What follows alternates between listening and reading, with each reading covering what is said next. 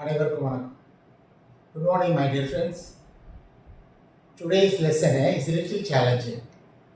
Sometimes for many of us it may be very difficult to understand because we have no meaning for the prepositions. ப்ரப்போசிஷன்ங்கிறது இங்கிலீஷில் கற்றுக்கிறதுக்கு கொஞ்சம் கஷ்டமான ஒரு பாடம் தான். மற்றதெல்லாம் ஈஸியாக கற்றுக்கலாம், மனப்பாடம் பண்ணிடலாம். கிராமர் கீஸெல்லாம் மனப்பாடம் பண்ணிடலாம். பட்டு இதுக்கு தமிழ்லேயே கொண்டு போய் அல்லது வர்ணாக்குலரில் கொண்டு போய் இதை சொல்லித்தர முடியும். இட்ஸ் அ கான்செப்ட் வேர்டுன்னு சொல்லும். ப்ரிப்போசிஷனை ஒரு மனதிலிருந்து வரக்கூடிய ஒரு வார்த்தை, பட் வெரி ஈஸி. நான் ரொம்ப ஈஸியாக உங்களுக்கு சொல்ல முடியும். பிகாஸ் இந்த பிக்சர்ஸ் வில் ஹெல்ப் யூ. பாருங்கள், இந்த இல்லையா ஆக்ஷனை நம்ம என்ன செய்யறோன்னு சொன்னால், இது ஃபேக்ட்ஸ்ன்னு சொல்லுது. ஃபேக்ட்ஸ்னா செய்தி தான், பட் இந்த ஆக்ஷனுடைய பொசிஷன் இங்கே 18, ஆக்ஷனுடைய டைமிங் 18, ஆக்ஷனுடைய மைண்டு 18. இதை தான் நம்ம வரிசையாக படிச்சுட்டு இருக்கிறோம். இப்போ இதில் நான் என்ன 18 சொல்லித்தரல, உங்களுக்கு எது தேவையோ அதை மட்டும் நான் சொல்லி தந்துருக்கிறேன். ஸோ அந்த கிராமர் உங்களுக்கு போதும். பின்னால் தேவைப்பட்டால் நம்ம அடுத்ததுக்கு போவோம். இப்போ நான் என்ன சொல்கிறேன்னு சொன்னால், இப்போ ப்ரப்போசிஷன்ஸ் போகிறேன். ஆக்ஷன் எந்த பிளேஸு எந்த பொசிஷனில் நடக்குது, ஆக்ஷன் எந்த டைமில் நடக்குது, ஆக்ஷன் எந்த மைண்டில் நடக்குது, இதான் லாங்குவேஜ்னு சொல்லுவோம். எந்த லாங்குவேஜாக இருந்தாலும் இதுதான் கான்செப்ட், இதுதான் பேஸ். எந்த லாங்குவேஜாக இருந்தாலும் இப்போ பாருங்கள், லேர்னிங் பிளேஸ் ப்ரிப்போசிஷன்ஸ். நேற்று சில ப்ரிப்போசிஷன்ஸ் நான் உங்களுக்கு சொல்லிக் கொடுத்தேன் ஒரு ஜென்ரலாக. இப்போ என்ன சொன்னால், பிளேஸ் ப்ரிப்போசிஷன் சொல்கிறது எது, யார், இருப்பது அல்லது செய்வது, எந்த இடத்தில், அல்லது ஒரு பொருள் இருப்பது எந்த இடத்தில். அந்த இடங்கிறத நம்ம கட்டாயம் சொல்ல வேண்டியது இல்லையா. அப்போ தேர்ட் வேர்டு தான் ப்ரிப்போசிஷன் போட்டு தான் ஒரு சென்டென்ஸில் தேர்ட் வேர்டை கொண்டு ஃபினிஷ் பண்ண முடியும். அதுக்கு மேலே எத்தனை வேர்டு நீங்கள் நம்ம போட்டோம்னாலும் ஒரு ப்ரிப்போசிஷன் போட்டு தான் அந்தந்த வேர்டை கனெக்ட் பண்ண முடியும். புரியுதா? அந்த மாதிரி பார்க்கும்போது இது கொஞ்சம் கஷ்டம். இது பிளேஸ் ப்ரிப்போசிஷன்ஸ் சொல்கிறது. On, in, into, at, to, from, to, towards. இது சில பிக்சர்ஸ்லாம் கொடுத்துருக்கேன் எக்ஸ்பிளைன் பண்ணுறதுக்கு. இப்போ இதுக்கெல்லாம் தமிழில் நம்ம மீனிங் சொல்லி புரிய வைக்க முடியாது. ஏன்னா இங்கிலீஷ்லேயே கொஞ்சம் கஷ்டம். Unless you go to the concept and understand it properly with your proper sense. புரியுதா? பாருங்களேன், ஆன்னா மேலேன்னு சொல்கிறோம், இன்னுன்னா இல்லைன்னு சொல்கிறேன், அது குழு. இன்டு அது இல்லை தான் வரும்.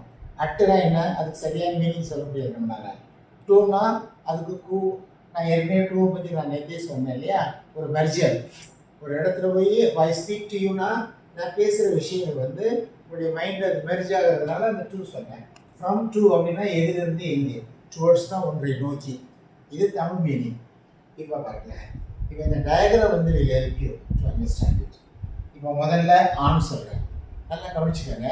இந்த ஆணுங்கிறது என்னென்ன அப்படின்னு சொன்னால், மேலேங்கிறது ஒரு பக்கம் இருந்தாலுமே, பட் அதனுடைய அண்டர்ஸ்டாண்டிங் ஒரு பொருள் ஒரு இடத்துல மேலே இருக்கணும், முழுசுமாக தெரியும், அறுவரே இல்லை, அது முழுதும் தெரியும். அப்போ தான் இப்போ பாருங்க, இவர் இந்த ரூஃபில் உட்காந்துருக்கிறார்.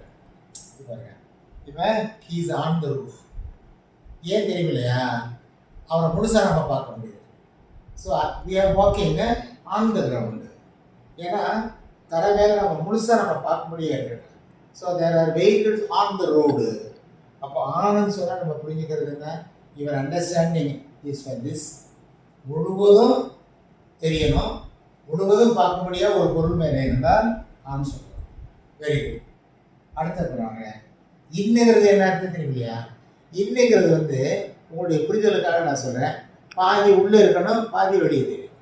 முழுசும் இல்லை, ஒரு பாதி உள்ளே இருக்கணும், பாதி வெளியே தெரியும். அப்படின்னா இங்கே இன்னுங்கிற வார்த்தையை பயன்படுத்தலாம். உதாரணமாக பாருங்கள், இவர் ஜன்னலுக்குள்ளே உட்காந்துருக்கிறார். இது வீடு, வீட்டுக்குள்ளே ஜன்னல் உள்ளே இருக்கிறார். நம்ம இவரை பார்த்த மாதிரி இவரை முழுசும் பார்க்க முடியலை. அப்போ இதுக்கு ஹீஸ் இன் த ஹவுஸ்ன்னு சொல்லணும். இன்சைடுங்கிறது அது வேறு, ஹீஸ் இன் த ஹவுஸ். இங்கே நான் கொடுத்துருக்கேன் பாருங்களேன், இங்கே தண்ணி இருக்க ஒருத்தர் நீந்திட்டு இருக்கிறார். அப்போ தண்ணியில் இவர் நீந்துறாரு, அவருடைய பாதி உடல் வெளியே தெரியுது. அப்போது பாதி இது மேலே தெரியுது, பாதி உடல் தண்ணிக்குள்ளே இருக்குது, பாதி மேலே தெரியுது. அப்போ ஹீஸ் இன் த வாட்டர்னு சொல்லணும், ஹீஸ் இன் டு த வாட்டரில். ஹீஸ் இன் டு அப்படின்னு சொன்னால் கம்ப்ளீட்டாக உள்ளே போயிடணும். அப்போ தான் இன்டூன்னு சொல்ல முடியும். சரி, இப்போ இதுக்குமே நான் என்ன பண்ணியிருக்கேன்னா, ஹீஸ் இந்த ஹவுஸுங்கிறது நமக்கு தெரியுது. சப்போஸ் இவருக்கு இவரை நம்ம பார்க்க முடியலன்னு வச்சுக்கோங்களேன், கம்ப்ளீட்டாக ஜன்னல் அடைச்சிட்டு இவர் அந்த ஜன்னல் அடைச்சிட்டு உள்ளே இருக்கார் அப்படின்னா அப்போ தான் நம்ம இன்ட்டு போடணும். அப்போ இதை பார்த்து ஹீஸ் இந்த ஹவுஸ்ன்னு சொல்லலாம், ஹீஸ் இன்டு த ஹவுஸ்ன்னு சொல்லலாம். இந்த ஹவுஸ்னா அவர் நம்மளை பார்க்குறாப்புல இருக்கணும். இன்டு அப்படின்னு சொன்ன சரி தண்ணிக்குள்ள போகணும். ஹி ஜம்ப்ஸ் இன்டு த வாட்டர்னு சொல்லும்போது என்ன வந்ததுன்னா, அப்போ ஜம்ப் பண்ண உடனே மேலே தண்ணிக்குள்ளே முதல்ல போயிடும், அப்புறம் தான் வெளியில் போகிறோம். அதான் இன்டுன்னு சொல்லுது. இப்போ I have money in my பாக்கெட்டை இன்டு மை பாக்கெட்டான்னு சொன்னால் கம்ப்ளீட்டாக உள்ளே மறைச்சு நான் வச்சிருந்தேன்னு வச்சுக்கோங்களேன், அப்போ இன்டு மை பாக்கெட். அல்லது உங்களுக்கு தெரியிறாப்புல வச்சுருந்தேன்னா இன் சொல்லலாம். I hope that you understand. சரி, இப்போ அடுத்தது நான் என்ன சொல்றேன்னு சொன்னால் அட்டு பாருங்க. ஆன் இப்போ கிளியர், இன்னு வந்து இஸ் கிளியர். இந்த இடத்துல இஸ் இன் அவரை தெரியிறாப்புல இருக்குது. இதுக்கு இன்னு வந்து இதுக்கு ஒரு நல்ல எக்ஸாம்பிள், இது ஒரு நல்ல எக்ஸாம்பிள். இன்ட்டுங்கிறது உள்ள மறைஞ்சிருக்கணும், இன்ட்டு மறையாமல் வெளியே தெரிஞ்சிருந்தா இன் அப்படின்னு சொல்லிக்கலாம். சரி, இப்போ அட்டுங்கிறது என்ன தெரியுமியா? அட்டுங்கிறதுக்கு வந்து அதுக்கு சரியான மீனிங் சொல்ல முடியாது, தமிழ்லையும் சொல்ல முடியாது, இங்கிலீஷ்லையும் சொல்ல முடியாது. அட்டுன்னு சொன்னால் இப்போ பள்ளிக்கூடம் இருக்குது. எதை பள்ளிக்கூடம் நம்ம சொல்லுவோம்? பிரின்சிபல் ரூம் இருக்குது, கிளாஸ் ரூம்ஸ் இருக்குது, ப்ளே கிரவுண்ட் இருக்குது, லெபார்டரி இருக்குது, லைப்ரரி இருக்குது, நிறையா அது சம்மந்தப்பட்ட நிறைய இடங்கள் இருக்குது இல்லையா? அப்போ ஒரு ஸ்கூலில் இருக்காருன்னா எந்த இடத்துல இருக்காரு நமக்கு டெஃபினட்டாக தெரியாது இல்லையா? So it's a very big campus. அந்த கேம்பஸில் இவர் எங்கே வேணாலும் இருக்கலாம் இல்லையா? அப்போ அதுக்கு தான் அட்டு சொல்லுவோம். இப்போ உங்களுக்கு சுருக்கமாக புரியுறதுக்காக நான் என்ன சொல்கிறேன்னு சொன்னால், ஹோம் வந்து அட்டு தான் சொல்லுவேன். ஹவுஸுக்கும் ஹோமுக்கு என்ன டிஃப்ரென்ஸ்னு சொன்னால், ஹவுஸ்ன்னு சொன்னால் 4 சுவர் இருக்கணும், ஒரு ஒரு ரூஃப் இருக்கணும், கீழே ஃப்ளோர் இருக்கணும், ஒரு ஸ்ட்ரக்சர் வந்து ஹவுஸ்ன்னு சொல்லுது. ஹோமுங்கிறது நமக்கு பிடித்தமான இடம். எந்த ஒரு ஒரு மரத்தடி கூட நமக்கு பிடித்தமான இடம் இருந்தால் இட்ஸ் மை ஹோம்னு சொல்லலாம். ரோடு ஸ்ட்ரீட் வந்து நமக்கு பிடித்தமாக இருந்துச்சுன்னா இட்ஸ் மை ஹோம்னு சொல்லலாம். அல்லது ஒரு ப்ளே கிரவுண்டு வெட்ட வெளி வந்து நமக்கு பிடித்தமான இருந்துச்சுன்னா ஹோம்.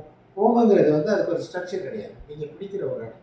ஆகையினால் நான் சுருக்கமாக என்ன சொல்லித்தரேன்னா, ஸ்கூல்ஸ் ஹோம் வந்து அட்டு போடுவோம், இன்ஸ்டிடியூஷன்ஸ் வந்தாலும் அட்டு போடலாம். ஐ ஆம் அட் ஸ்கூல் தான் சொல்ல முடியும், ஐ ஆம் இந்த ஸ்கூல்னு சொல்லக்கூடாது. அதே மாதிரி இப்போ நான் மதுரையில் இருக்கிறேன், அப்போ மதுரைங்கிறது ஒரு பெரிய ஏரியா. அப்போ அந்த ஏரியாவை நான் எங்கே இருக்குதுன்னு சொல்கிறேன் இல்லையா? So we are living at மதுரைன்னு தான் சொல்ல முடியும், வி ஆர் லிவிங் இன் மதுரைன்னு சொல்லக்கூடாது. இப்போ நான் சொல்ல ஒவ்வொரு ப்ரொபோசிஷனுக்கும் நான் சொல்லக்கூடிய இந்த விளக்கங்கள் இருக்கு இல்லையா? அதை தயவுசெய்து please make note of it, otherwise after some time you will forget it. ஏன்னா இங்கிலீஷில் வந்து தப்பு விடுறாங்க அப்படின்னு சொன்னால் சரி, the majority of the people commit mistakes in the language, either in speaking or writing, only in prepositions. அதனால தான் இதை நல்லா புரிஞ்சு வச்சுக்கணும். இப்போ பாருங்கள், அப்பு டவுன்னு சொல்லுது. இங்கே ஒரு சின்ன மலை கொடுத்துருக்காரு, இது ஒரு ஹில்லுன்னு நினச்சிக்கோங்களேன். மேலே போய்கிட்டே இருந்தால் தான் அப்புன்னு சொல்லணும், இதில் மூவ்மெண்ட் இருக்கணும். கீழே இறங்கிக்கிட்டே இருக்கிறப்ப ஹீ இஸ் கோயிங் அப், அவர் மேலே போகிறாரு. அதே மாதிரி ஹீ இஸ் கோயிங் டவுன், அவர் கீழே போகிறாரு. இப்போ அந்த மூவ்மெண்ட் இருந்தால் தான் அப் சொல்லணும், மூவ்மெண்ட் இருந்தால் தான் டவுன் சொல்லணும். சரி, இப்போ அதுக்கு அடுத்து பாருங்க, நல்லா கவனிங்க. இப்போ ஓவருங்கிற வார்த்தையை கொடுத்து, இப்போ இது வீட்டுக்கு மேலே பறவைகள் பறவை. அப்போ இந்த பறவைகள் வந்து நம்ம தமிழில் சொல்லும்போது என்ன சொல்லணும்னு சொன்னால், வீட்டுக்கு மேலே, எல்லாத்துக்கும் மேலேங்கிற ஒரு வார்த்தையோட முடிச்சுக்குவோம். அப்படி இல்லை இங்கிலீஷில். இப்போ இந்த வீட்டுக்கும் பறவைன்ற ஒரு கேப் இருக்கு பார்த்தீங்களா, ஒரு கேப். அப்போ அந்த கேப் இருந்தால் ஓவர்னு சொல்லணும். So they are flying on the house, இல்லை he sitting on the house. ஏன்னா அந்த ரூஃபில் அவர் ஒட்டிக்கிட்டு இருக்கிறார், இது ஒட்டிக்கிட்டு இல்லை, ஸோ இந்த கேப்பில் இருக்குது. அதனால இந்த பேர்ட்ஸ் ஆர் ஃப்ளையிங் ஓவர்னு சொல்லணும். Birds are flying over the tree, over the house அப்படி சொல்லணும். அதே சமயத்தில் இங்கே வந்து நான் அபோவ்னு சொல்லியிருக்கேன், நல்லா கவனிச்சுக்கேன். சரிதான்? ஆன், இன்னு, ஆனு, ஓவர், அபோவ். அபோவ்னு சொன்னால் இப்போ இந்த ஹில், இது ஒரு சின்ன ஹில்லுன்னு நினச்சிக்கோங்க. இதுக்கு மேலே க்ளவுட்ஸ் இருக்குது. Sir only this much I can show you, please don't. Okay பாருங்கள், இப்போ இதுக்கு மேலே ரொம்ப உயரத்தில் இருக்குது க்ளவுட்ஸ். ஆகையினால என்ன சொல்லுதுன்னா, so the clouds R above.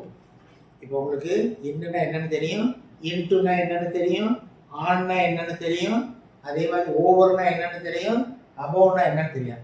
எல்லாம் அந்த பொசிஷனிங் தான், அதனுடைய டிஸ்டன்ஸை வச்சு தான் நான் ஒவ்வொன்றுக்கும் சொல்கிறேன். சரி, அதுக்கடுத்து இங்கே பாருங்க, அண்டர்னு சொல்கிறேன். இங்கே ஒரு மரம் இருக்குது, அப்போ மரத்துக்கு கீழே சொல்கிறது அண்டர்னு சொல்கிறேன். இந்த மரத்துக்கு கீழே உட்காந்துருக்கிறாரு, இதை தொட்டு விட்டு மேலே இருந்தால் ஆன் த ட்ரீன்னு சொல்லலாம். இங்கே கீழே இருக்கிறதுனால அண்டர். இன்னும் இப்போ இந்த ரூட் இருக்குது, ரூட்டையும் தாண்டி நம்ம கீழே அந்த தரைக்குள்ளே போயிட்டுன்னு சொன்னால் சரி, அது பிலோ பினித்துன்னு சொல்லுவோம். அதுக்கு வேறு பொசிஷன்ஸ் இருக்குது. பிலோ அல்லது பினித்து இன்னும் ஆடம் அப்படிங்கிறது. எனக்கு இடம் இல்லாதனால நான் அதை எழுத முடியல. இப்போ பாருங்கள், டூ டுவர்ட்ஸ், நல்லா கவனிங்க. இப்போ இவர் என்ன பண்ணுறாருன்னா இந்த வீட்டிலேருந்து அந்த வீட்டுக்கு போகிறார் இல்லையா, அப்போ he is going towards the house. இன்னும் அந்த வீட்டுக்கு அவர் போய் சேரல, டுவர்ட்ஸ் அதை நோக்கி அவர் போகிறார். அவர் என்ன I am going towards the school, so we are going towards the temple. அதே மாதிரி so they are going towards the park, அதான் டுவர்ட்ஸ்ன்னு சொல்கிறது. போய் சேர்ந்துட்டார் இல்லையா, ஏற்கனவே அங்கே ஒரு 5-6 பேர் இருக்கிறாங்க. இன்னொரு ஆளாக போய் சேர்ந்துட்டதுனால he went to the house தான் சொல்கிறோம். உதாரணமாக he goes to the houseனோட சொல்கிறது அவ்வளவு I don't think that it is sensible. ஏன்னா அவர் இன்னும் வீட்டுக்கு போய் சேரல, ஆன் த வேல தானே போயிட்டு இருக்காரு. அப்போ he is going towards the houseங்கிறத பட் அப்படி நம்ம அந்த மாதிரி நம்ம சொல்கிறது இல்லை, புரிஞ்சுக்கிறது இல்லை. ஒன்று பாக்கி இருக்குது பாருங்களேன், ஃப்ரம் டூன்னு சொல்லுது. ஃப்ரம் டூ அப்படிங்கிற ரெண்டு சேர்ந்து ஒன்று தான். ஃப்ரம்னா ஆரம்பிக்கிற இடம், டூன்னா முடிக்கிற இடம். So I am going from the house to the school. ஆரம்பிக்கிறதுனால ஃப்ரம் போடுறேன், முடிகிறதுனால டூ சொல்கிறேன். சரி, ஐ ஆம் ஃப்ரம். அதே மாதிரி இது டைமுக்கு வரலாம். இதுக்கு அடுத்தது நான் டைம் பொசிஷன் நடக்குது. இது பிளேஸ் ப்ரப்போசிஷன்ஸ். இதுக்கு அடுத்தது எனக்கு இதே வார்த்தைகள் வரும், பட் இந்த explanations will be little different. சரிங்களா? எனக்கு அடுத்த பாடம் அந்த டைம் ப்ரிப்போசிஷன்ஸ் வரும். I hope you understand well. So as far as possible, I tried my level best to make you understand. I hope that you have understood it well. And கொஞ்சம் சென்சிபிளாக இதை கொஞ்சம் சிந்திச்சு பார்த்து இதை பைஹார்ட் பண்ண வேணாம், அதை நீங்கள் மனசில் எடுத்துக்கங்க. So thank you very much for your patient listening.